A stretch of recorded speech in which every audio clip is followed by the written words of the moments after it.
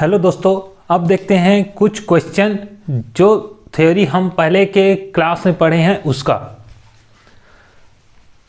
तो first question है दोस्तों, पढ़ना test which of the following are prime number.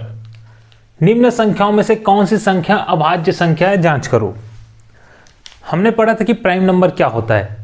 Prime number क्या होता है? प्राइम नंबर वो नंबर होता है जो सिर्फ दो ही संख्याओं से डिविजिबल होता है, जिसका फैक्टर सिर्फ दो ही होता है। वो क्या क्या होता है? पहला 1 होता है और दूसरा वह संख्या खुद। अगर कोई ऐसा संख्या है तो वह होगा प्राइम नंबर। अब इसमें ध्यान से देखना कि जो फर्स्ट क्वेश्चन है 137, फर्स्ट क्वेश्चन है 137।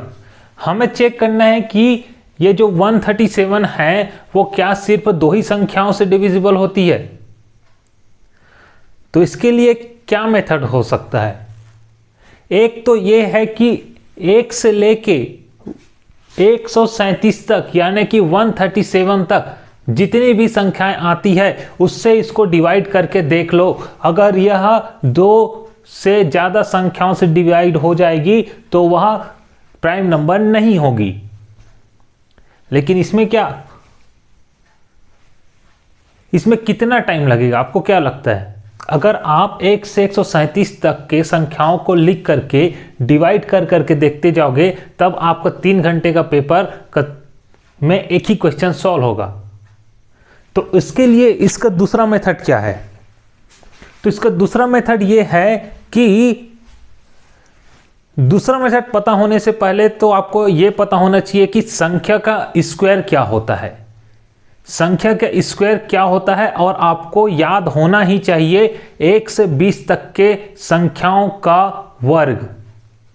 जैसे कि 5 का वर्ग होता है 25, 6 का वर्ग होता है 36। ऐसे ही आपको 1 से 20 तक का याद होना ही चाहिए। 1 सेकेंड में याद आना चाहिए। मैं कोई संख्या बोल दूंगा तो उसका वर्ग क्या होगा, सबको याद नहीं करना है, 1 से लेके 20 तक, लेकिन याद होना ही चाहिए। तो आपको 1 से लेके 10 तक तो याद होगा ही। एक बार मैं रिवाइज कर देता हूं, जिसको याद नहीं है वो नोट कर लेना कॉपी में और उसको याद कर लेना। तो सबसे पहले 1 का स्क्वायर क्या होता है? 1 का स्क्वायर होता है 1। 2 का स्क्वायर क्या होता है? 2 का स्क्वायर होता है 4। बोलने से अच्छा मैं यहां पे लिख ही देता हूं। 1 का स्क्वायर क्या होता है? 1 का स्क्वायर होता है 1। 2 का स्क्वायर क्या होता है? 2 का स्क्वायर होता है 4। 3 का स्क्वायर क्या होगा? 9। 4 का स्क्वायर क्या होगा? 16। 5 का स्क्वायर क्या होगा? 25। 6 का स्क्वायर क्या होगा? 36। 7 का स्क्वायर क्या होगा? 49। 8 का स्क्वायर क्या होगा? 64। 9 का स्क्वायर क्या होगा? 81। और 10 का स्क्वायर होता है 100।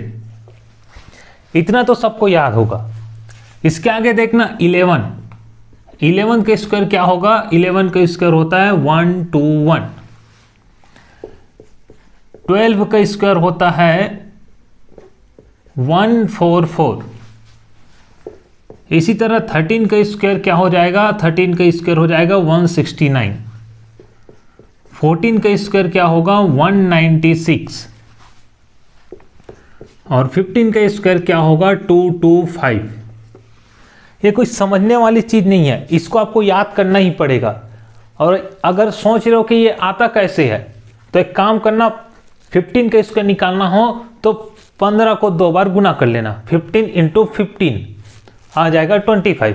इसी तरह 13 का स्क्वायर हो जाएगा 13 इंटू 13 आ जाएगा 169। इसके बाद देखना 16। 16 का स्क्वायर क्या होता है? 16 का स्क्वायर होता है 256। 17 का स्क्वायर क्या होगा? 17 का स्क्वायर होगा 289। इसके बाद आएगा 18। 18 का स्क्वायर होगा 324। उसके बाद आएगा 19, जिसका स्क्वायर होगा 361। उसके बाद आएगा 20, इसका स्क्वायर होगा 400। इसी प्रकार 25 का स्क्वायर होता है 625। 30 का स्क्वायर होता है 900। ये आपको कुछ कुछ जो इजी होता है वो याद रखना है, और 1 से 20 तक तो याद रखना ही है। तो अब देखना कि क्वेश्चन को सॉल्व कैसे करते हैं। फर्स्ट डिजिट दिया है 137। तो सबसे पहले तो वो स्क्वायर नंबर निकालो या पता करो जो 137 से जस्ट बड़ा हो, 137 से बड़ा हो। तो कौन सा स्क्वायर नंबर है जो 137 से बड़ा है? यहां से देखना स्टार्ट करो। 1, 4, 6, 16, 9, 16, 25 ये सब छोटा है। 36, 49, 64, 81, 100 ये भी छोटा है 137 से।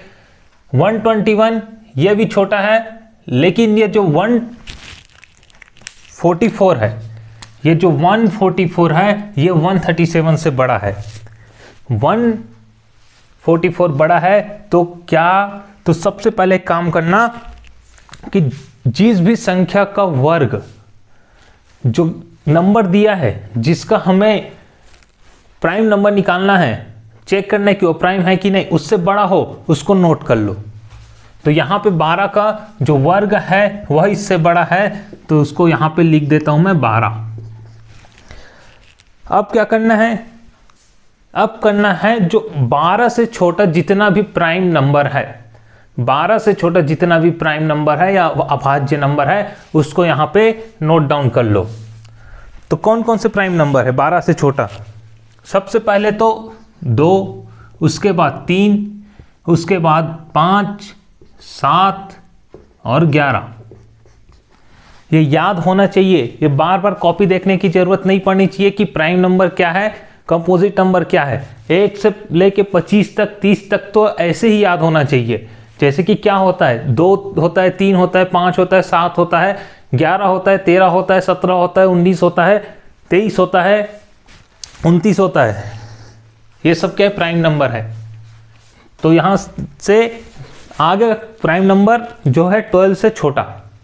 अब क्या करना है? चेक करना है कि क्या इन संख्याओं में से जो संख्या आई है, जो प्राइम नंबर आई है, उसमें से कोई संख्या 137 को डिवाइड कर रही है क्या। डिवाइड पूर्णता होना चाहिए, डिवाइड कंप्लीटली होना चाहिए, फ्रैक्शन में वैल्यू नहीं आना चाहिए।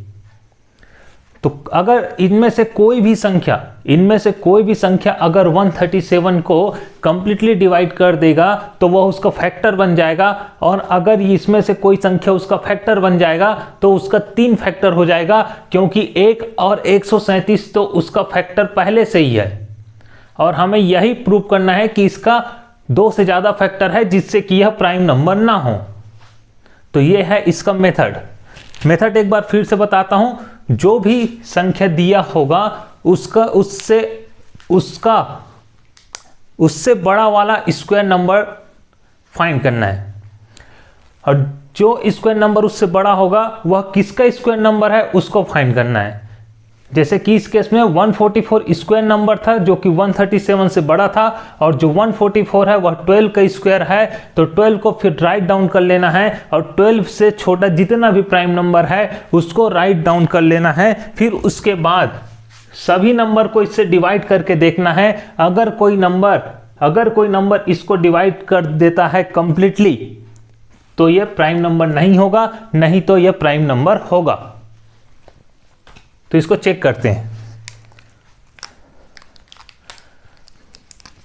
देखते हैं 137 2 से डिवाइड होता है क्या। 137 2 से डिवाइड होता है क्या? तो एक तो मेथड इसको डिवाइड करके देख लो। पहला जो 2 है और ये 13 है तो 6 टाइम जाएगा, बचेगा 1, 2 6 2 12 बचेगा 1, फिर ये 7 मिलके 17 बन जाएगा, फिर 8 टाइम जाएगा और बच जाएगा 1। एक तो ये है। और यहाँ पे एक बात याद रखना कि जो डिवाइड करोगे उसको थोड़ा दिमाग लगा के करना है, शॉर्टकट करना है, जिससे टाइम बच सके। ये क्या है? 137 क्या है? एक विषम संख्या है। 137 है जो एक विषम संख्या है, और 2 क्या है? एक सम संख्या है। तो जो 2 से कभी भी कोई विषम संख्या डिवाइड नहीं होती, तो इसको तो चेक करने की जरूरत ही नहीं होना चाहिए था। आगे से ध्यान रखेंगे कि अगर कोई ऐसा आए तो हम उसको शॉर्टकट कर पाए। तो ये 2 से डिवाइड नहीं होगा। फिर उसके बाद चेक करते हैं 137 3 से डिवाइड है क्या। तो 3 4s आर 12, तो सबसे पहले 4 टाइम जाएगा, बचेगा 1 1 7 के साथ मिल के बनाएगा 17, और 3 17 से डिवाइड नहीं होगा, 5 से डिवाइड होगा, और 2 इसमें शेषफल बच जाएगा, तो ये भी डिवाइड नहीं होगा, तो ये 3 से भी डिवाइड नहीं होगा। फिर चेक करते हैं 5 से, 137 डिवाइड बाई 5, इसको भी इसी मेथड से डिवाइड करके देख सकते हो, लेकिन आपको एक बात और पता होना चाहिए, यदि कोई संख्या 5 से डिवाइड होती है तो उसके जो फर्स्ट डिजिट है, फर्स्ट यूनिट डिजिट है, वह 0 या 5 होना जरूरी है। अगर किसी संख्या का यूनिट डिजिट किसको बोला जाता है? यूनिट डिजिट बोला जाता है ये फर्स्ट वाले डिजिट को। तो अगर यूनिट डिजिट अगर 0 या 5 है तभी वो डिवाइड होगी, नहीं तो डिवाइड नहीं होगी। यहाँ पे 0 या 5 है क्या? नहीं है, तो ये 137 5 से डिवाइड नहीं होगी, डिवाइड करके देखने की भी जरूरत नहीं है। उसके बाद आएगा 7, तो 137 जो है वो 7 से डिवाइड है क्या? तो इसको चेक कर लेते हैं। जो 7 है, 7 1 7, फिर यहाँ पे बच जाएगा 6 और 7 मिलके बनाएगा 67, और 67 9 टाइम्स जाएगा, और 4 यहाँ पे शेषफल बच जाएगा। तो 37 7 से भी डिवाइड नहीं है। इसके बाद लास्ट प्राइम बच गया 11। 37 क्या 11 से डिवाइड है? तो इसका देख लो, 1 टाइम जाएगा, 13 है, 13 माइनस 11 2 बचेगा, 2 7 के साथ मिलकर 27 बनाएगा, फिर से 2 टाइम जाएगा 22, और 5 यहाँ पे शेषफल बच जाएगा, तो ये भी डिवाइड नहीं है। ये जो संख्या है वह कोई भी प्राइम से डिवाइड नहीं है, तो ये जो संख्या है वह हो जाएगा प्राइम नंबर। तो यहाँ पे लिख देता हूँ 137 इज प्राइम नंबर। यह एक अभाज्य संख्या है।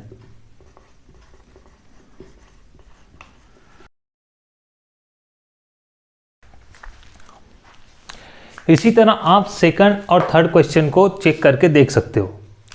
करना क्या है इसमें, ये तो हो गया 137।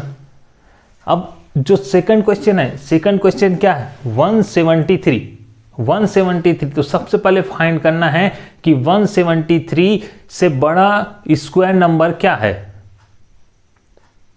तो 12 से स्टार्ट करो। 12 का क्या होता है? 12 का होता है 144, जो कि 173 से छोटा है। उसके बाद 13 का चेक करो, 13 का स्क्वायर क्या होता है? 13 का स्क्वायर होता है 169, वो भी 173 से छोटा है। तो उसके बाद चेक करो 14 का स्क्वायर क्या होता है? 14 का स्क्वायर होता है 196, 173 से बड़ा है, तो हमें नंबर तो मिल गया 14।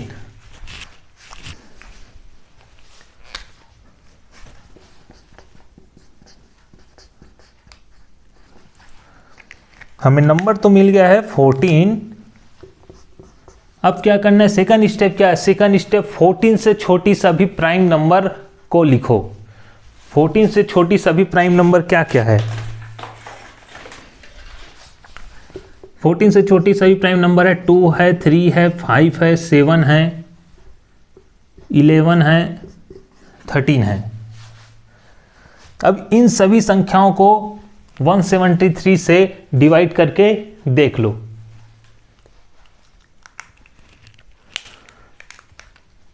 तो इसको चलो चेक करते हैं। 137 डिवाइड बाई 2, 173 डिवाइड बाई 2, अभी बताया ये विषम संख्या, तो ये कभी भी डिवाइड नहीं होगी।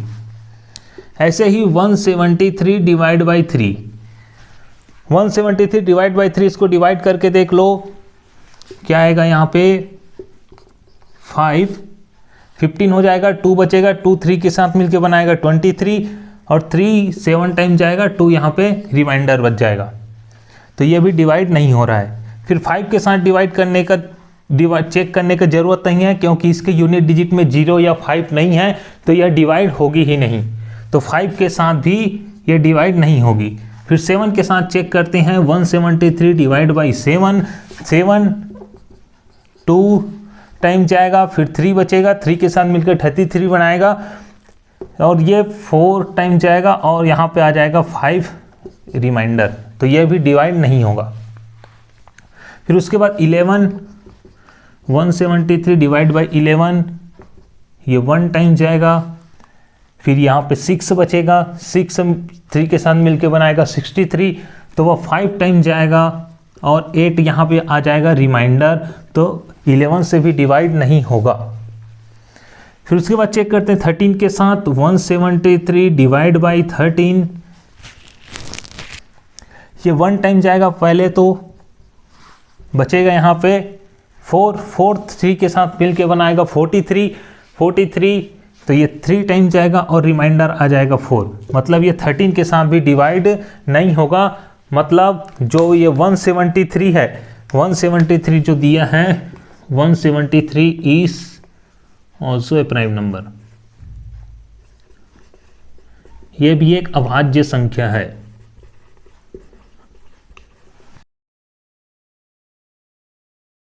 सेम मेथड फॉलो करना है और चेक करना है 319 प्राइम है कि नहीं। इसको आप खुद से ट्राई करो, तभी आपको सीखने को मिलेगा। इसका आंसर मैं बता देता हूं कि 319 जो है वो प्राइम नंबर नहीं है।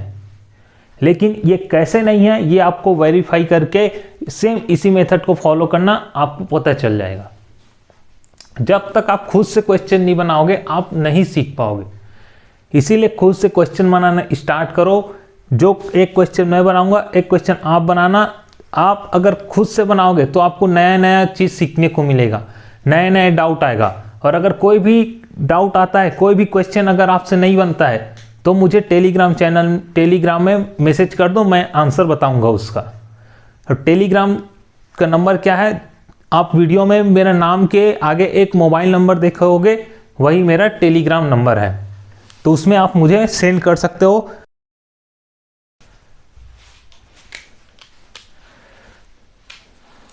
तो ये हो गया फर्स्ट क्वेश्चन। अब देखते हैं सेकंड क्वेश्चन। सेकंड क्वेश्चन क्या है, every rational number is also, मतलब सभी परिमेय संख्या होती है।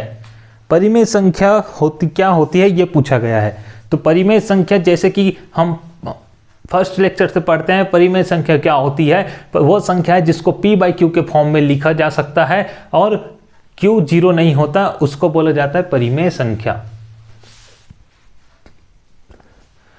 तो फर्स्ट ऑप्शन है इंटीजर, यानी कि पूर्णांक। तो क्या परिमेय संख्या पूर्णांक होती है? सोच के देखो, क्या परिमेय संख्या पूर्णांक होती है? इसको आप नोट कर सकते हो, मैं इसको रब कर रहा हूं।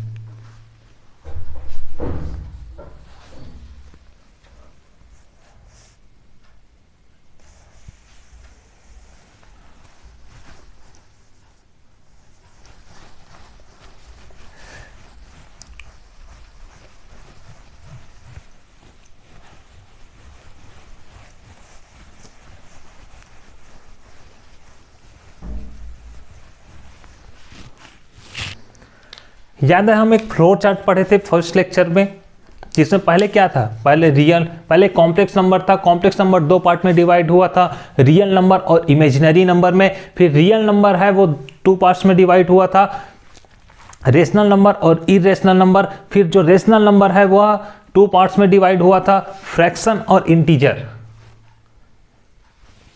क्या था, जो रेशनल नंबर है,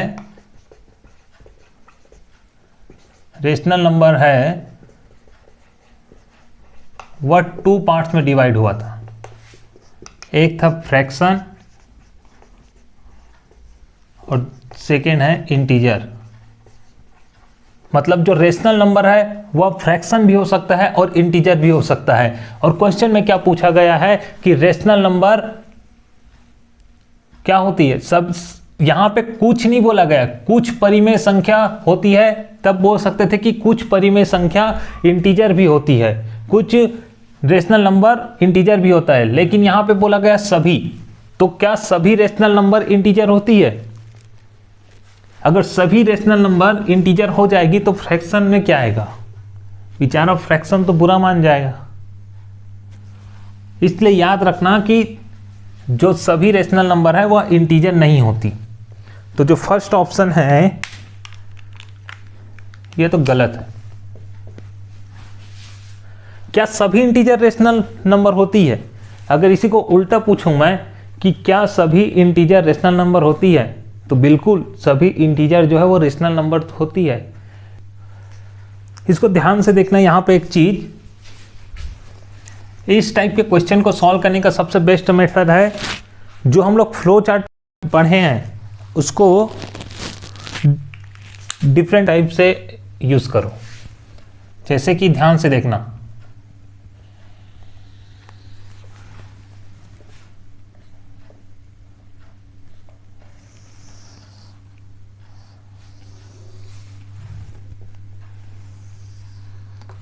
समझ लेना। ये जो है, ये जो रेक्टेंगल तो बना है, वैसे ये जो रेक्टेंगल है उसको समझ लेना ये रियल नंबर है।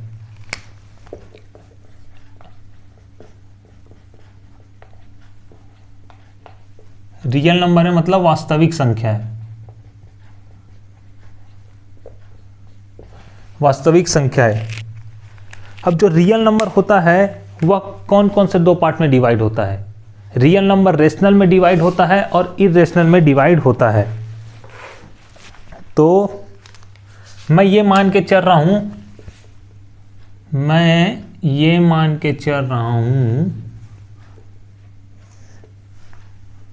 एक मिनट, कि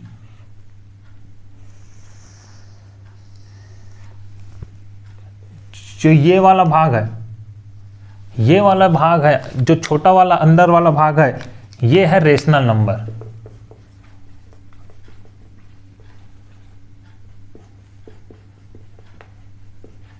रेशनल नंबर परिमेय संख्या,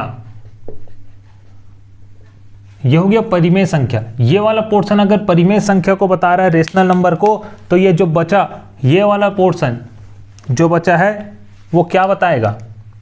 वो बताएगा इरेशनल नंबर को, अपरिमेय संख्या को। इरेशनल नंबर अपरिमेय संख्या।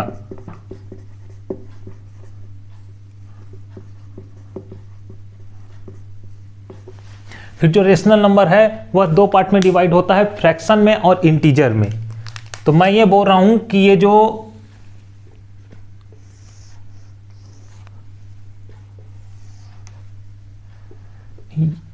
अंदर वाला पार्ट है, ये जो अंदर वाला जो रेक्टेंगल है वो डिनोट कर रहे हैं इंटीजर्स को,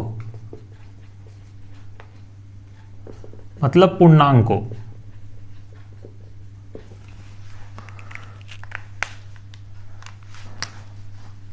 ये इंटीजर को डिनोट कर रहा है, तो यहां कोई पोर्शन ऐसा होगा जो कि फ्रैक्शंस को डिनोट करेगा। मान लो ये पोर्शन है जो फ्रैक्शंस को डिनोट करेगा। इसका मतलब क्या है? इसका मतलब है कि अगर कोई नंबर रियल नंबर है तो वह रेशनल नंबर हो सकता है या इरेशनल नंबर हो सकता है। अगर कोई नंबर रेशनल नंबर है तो वह इंटीजर हो सकता है या फ्रैक्शन हो सकता है, या तो इंटीजर हो सकता है या फ्रैक्शन हो सकता है। कि जो इंटीजर है, इंटीजर को दो पार्ट में डिवाइड किए थे, पॉजिटिव इंटीजर में और नेगेटिव इंटीजर में। मैं क्या बोल रहा हूं कि जो ये पोर्शन है,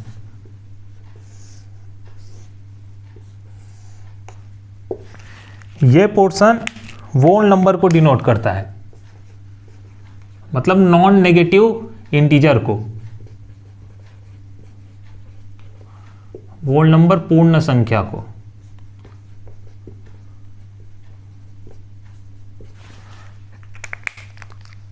तो ये वाला पोर्शन, जो ऊपर वाला पोर्शन है, ये किसको डिनोट करेगा? ये नेगेटिव इंटीजर को डिनोट करेगा। ये वाला नेगेटिव इंटीजर को डिनोट करता है, ये वाला नॉन नेगेटिव को, मतलब 0 से लेके 1 2 3 सो ऑन इनफाइनाइट तक जो जो प्लस में होता है उसको। इसको बोला जाता है वोल नंबर। फिर जो वोल नंबर होता है, जो पूर्ण संख्या होती है, उसमें से अगर 0 को निकाल दे तो बन जाता है नेचुरल नंबर यानी कि प्राकृतिक संख्या। तो इसको देखना, वोल नंबर में अगर मान लो जाए 0 यहां पे है, 0 यहां पे आ गया तो बचा क्या, बचा 1 से लेकर 1 2 सो ऑन इनफाइनाइट। ये क्या है, ये नेचुरल नंबर है,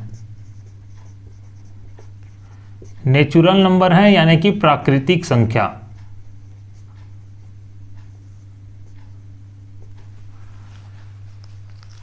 ये है इसका डायग्राम। अब इसको क्यों बताएं मैं, इसको समझना, इससे क्वेश्चन बनाना आसान है कि बाहर में रियल नंबर आएगा, उसके बाद रेशनल नंबर, फिर इंटीजर, फिर वोल नंबर, फिर नेचुरल नंबर। ये कैसा है, ये इस टाइप से समझना कि ये जो रियल नंबर है वो इंडिया है, ये रियल नंबर जो है वो इंडिया है, और ये जो रेशनल नंबर है वो है छत्तीसगढ़। तो अगर मैं बोल रहा हूं कि मैं छत्तीसगढ़ में हूं, मैं छत्तीसगढ़ में हूं यानी कि मैं रेशनल नंबर हूं, तो इसका मतलब क्या है कि मैं इंडिया में भी हूं, मैं इंडिया में भी हूं मतलब मैं रियल नंबर भी हूं। तो ये मतलब होगा इसका कि अगर मैं रेशनल नंबर हूं तो मैं रियल नंबर भी हूंगा, अगर मैं छत्तीसगढ़ में हूं तो इसका मतलब मैं इंडिया में भी हूं। फिर मान लो जाए जो इंटीजर वाला रेक्टेंगल है, ये वाला, ये छत्तीसगढ़ में रायपुर डिस्ट्रिक्ट को डिनोट कर रहा है, मतलब मैं बोल रहा हूं कि मैं रायपुर में हूं, मतलब मैं इंटीजर हूं। तो इसका मतलब यह है कि मैं छत्तीसगढ़ में भी हूं और मैं इंडिया में भी हूं। अगर मैं इंटीजर हूं तो मैं रेशनल नंबर भी होऊंगा और मैं रियल नंबर भी होऊंगा। मतलब सभी इंटीजर, सभी पूर्णांक परिमेय संख्या भी होगी और वास्तविक संख्या भी होगी, सभी पूर्णांक परिमेय संख्या भी होगी और वास्तविक संख्या भी होगी। लेकिन अगर कोई संख्या रियल नंबर है तो वह पूर्णांक हो भी सकता है, नहीं भी हो सकता। मतलब अगर कोई बोल रहा है कि मैं इंडिया में हूं तो इसका मतलब वो रायपुर में हो भी सकता है या रायपुर के बाहर भी कहीं हो सकता है। अगर वो बोल रहा है कि मैं इंडिया में हूं तो वह रायपुर में भी हो सकता है और रायपुर के बाहर कहीं भी हो सकता है। तो इस तरीके से इसको याद रखना है। अब अगर बोल रहा है रायपुर में, तो रायपुर में डिफरेंट कॉलोनी है। अगर मैं बोल दिया कि मैं एनआईटी में पढ़ता हूं, अगर मैं एनआईटी में हूं, एनआईटी रायपुर में हूं, तो इसका मतलब यह है कि मैं रायपुर में भी हूं। अगर कोई नंबर वोल नंबर है, पूर्ण संख्या है, तो इसका मतलब है कि वह पूर्णांक भी है।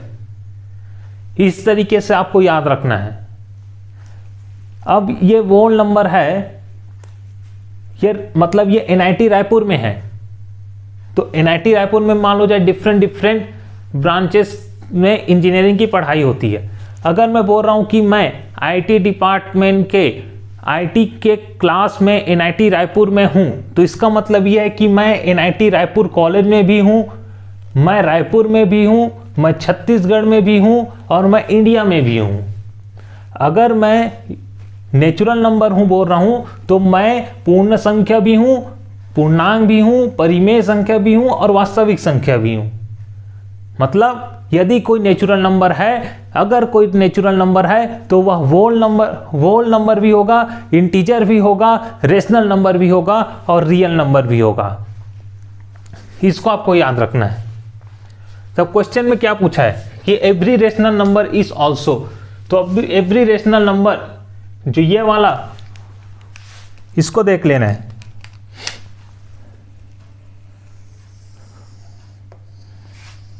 इसको देखना अपने को,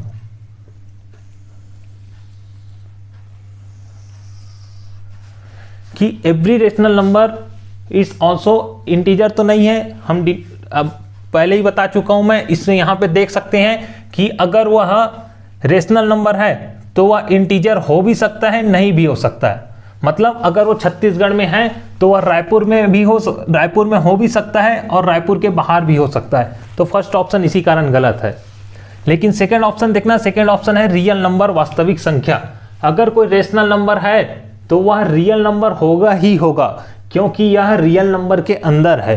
रियल नंबर के अंदर वाले रेक्टेंगल में है, मतलब यदि कोई छत्तीसगढ़ में है तो वह इंडिया में होगा ही होगा, तो इसको याद रखना। तो ऑप्शन भी यहां पे करेक्ट ऑप्शन आ जाएगा। कैसे आया आपने देखा भी। थर्ड ऑप्शन है ए नेचुरल नंबर, प्राकृतिक संख्या। तो अगर कोई रेशनल नंबर है तो क्या वह नेचुरल नंबर भी होगा? अगर कोई रायपुर में है तो क्या वह एनआईटी रायपुर के आईटी डिपार्टमेंट में होगा? हो भी सकता और नहीं भी हो सकता, लेकिन सभी संख्या तो नहीं होगी। उसमें पूछा है सभी संख्या, तो यह थर्ड ऑप्शन गलत है। और चौथा क्या है? वोल नंबर यानी कि पूर्ण संख्या। तो उसी तरीके से सोचना है कि यदि अगर वह छत्तीसगढ़ में है तो क्या एनआईटी रायपुर में हो सकता है? हो भी सकता है, नहीं भी हो सकता, हमें नहीं पता, लेकिन सभी संख्याएं तो नहीं होगी, इसलिए ये भी ऑप्शन है गलत है। तो ऑप्शन बी करेक्ट है। क्वेश्चन नंबर 3 क्या है? क्वेश्चन नंबर 3 बोला है द नंबर पाई इज। तो पाई का वैल्यू क्या होता है? पाई का वैल्यू होता है 3.141592, ऐसे जाते ही जाता है। मतलब वो उसका जो डेसिमल के बाद जो नंबर है वह रिपीट नहीं होता है। तो यही बोला है, पूछा है कि क्या पाई फ्रैक्शन नंबर है? फर्स्ट क्वेश्चन है। तो अगर मैं बताया था कि जो दशमलव के बाद अगर जो नंबर है उसमें कोई पैटर्न दिखता है, रिपीटेशन दिखता है, तो वह रेशनल नंबर होगा, नहीं तो वह इरेशनल नंबर होगा। और अगर वह रेशनल नंबर होगा तो वह फ्रैक्शन नंबर होगा ही। लेकिन यहां पे तो ऐसा कुछ नहीं है, तो ये फ्रैक्शन नंबर नहीं होगा। तो फर्स्ट ऑप्शन तो गलत है। सेकंड बोला है ए रिकरिंग डेसिमल, मतलब आवर्ती दशमलव। इसमें आवर्ती दशमलव है क्या? मतलब वही जो रिपीटेशन आ रहा है क्या? दशमलव के बाद कोई रिपीटेशन है इसमें कोई रिपीटेशन नहीं है, ध्यान से देखना। तो यहां बी ऑप्शन भी गलत है। फिर उसके बाद बोला है ये रेशनल नंबर, परिमेय संख्या। अब ये बताया कि यह परिमेय संख्या नहीं है, क्योंकि यह इसमें रिपीटेशन आ ही नहीं रहा है। तो ऑप्शन डी है इरेशनल नंबर, अपरिमेय संख्या। तो यह क्या है? पाई जो है वह एक इरेशनल नंबर है, मतलब परिमेय संख्या है। इसी तरह देखना द नंबर √3 इज। √3 का वैल्यू क्या होता है? √3 का वैल्यू होता है 1.732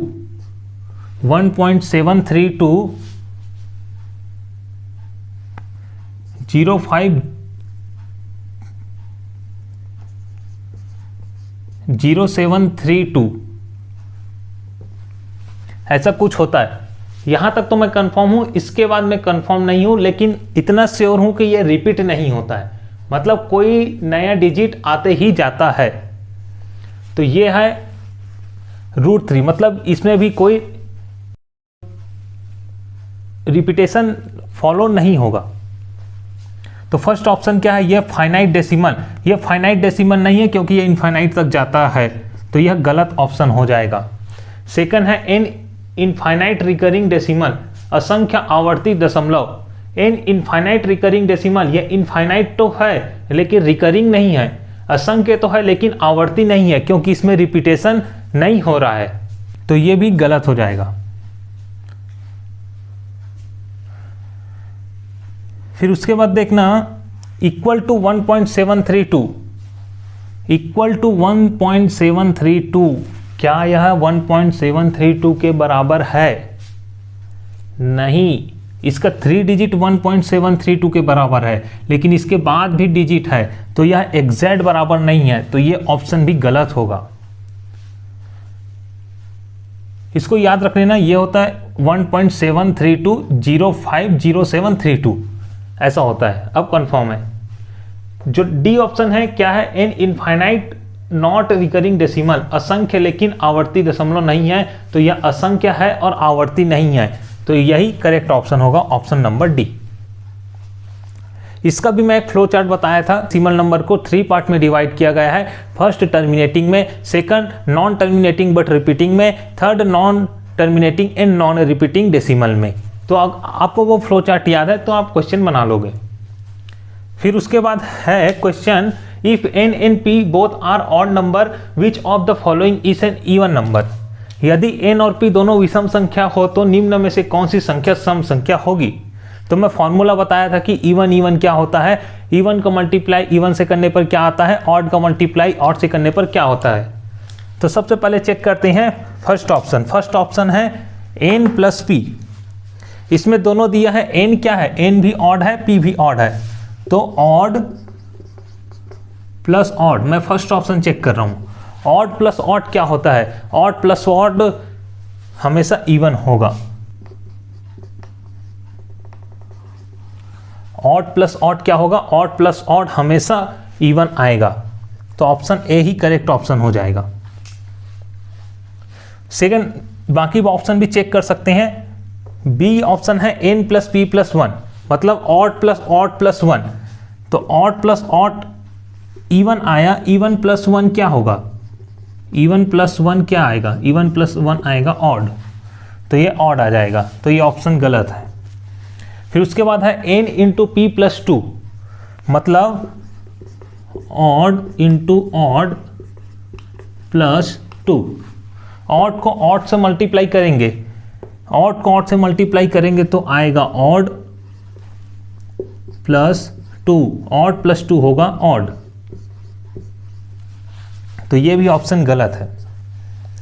और लास्ट ऑप्शन है n into P means odd into odd, odd into odd करेंगे तो ऑड ही आएगा, तो ये भी ऑप्शन गलत है। अगर इस टाइप का कोई क्वेश्चन आए तो इसका सबसे बेस्ट मेथड है कि कोई भी दो संख्या ले लो, जैसे कि कोई भी दो ऑड नंबर ले लो, n ले लो, 3 ले लो, p ले लो, 5 ले लो, जो भी ऑप्शन में दिया है वो ऑपरेशन परफॉर्म करके देख लो, पता चल जाएगा आंसर। जैसे कि n को मान लो जाए 3 लेता, p को 5 लेता, तो n प्लस 5 हो जाता 8 और वो हो जाता सम संख्या, वही पूछा है, आ जाता आंसर ए। बाकी ऑप्शन रख लेना, वो गलत ही आएगा। तो दोस्तों ये हो गया कुछ क्वेश्चन।